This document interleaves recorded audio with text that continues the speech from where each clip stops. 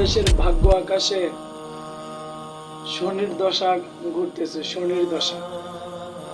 যারা ডক্টর ইউনূসকে নিয়ে তামাশা করতেছে, এই বেচারারা এমন সময় বাংলাদেশের হাল ধরেছে, যখন বাংলাদেশের কঠিন করুণ অবস্থা, যখন বাংলাদেশের উপরে ভারতের আগ্রাসন সম্পূর্ণভাবে চাপিয়ে দেওয়া হতো, ভারত হামলা করত, বোমা মারত, ওই সময় এই ডক্টর ইউনূস বাংলাদেশের হাল ধরছে।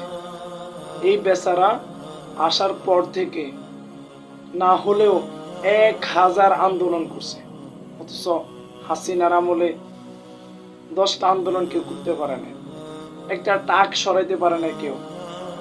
বাংলাদেশের ইতিহাসে আশ্চর্যজনক একটা যেটা কেউ সরাইতে পারে না।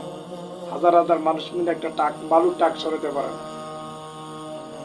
অতএব বলবো, বেশি লাফালাফি না করে ডক্টর ইউনূস আছে, তিনি যতদিন পর্যন্ত থাকেন তিনার সহযোগী হন, তিনাকে সহযোগিতা করেন, নির্বাচন পর্যন্ত তিনাকে থাকতে দেন, দেশের প্রয়োজনীয় কাজগুলো সম্পূর্ণ করে তিনি সুস্থ একটা নির্বাচন দিয়ে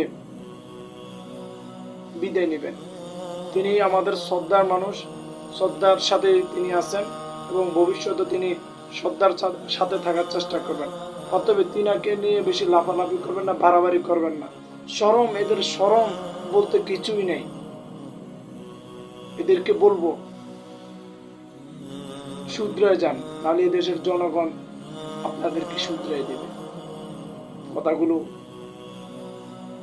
জেনে রাখবেন, কথাগুলো মনে রাখবেন।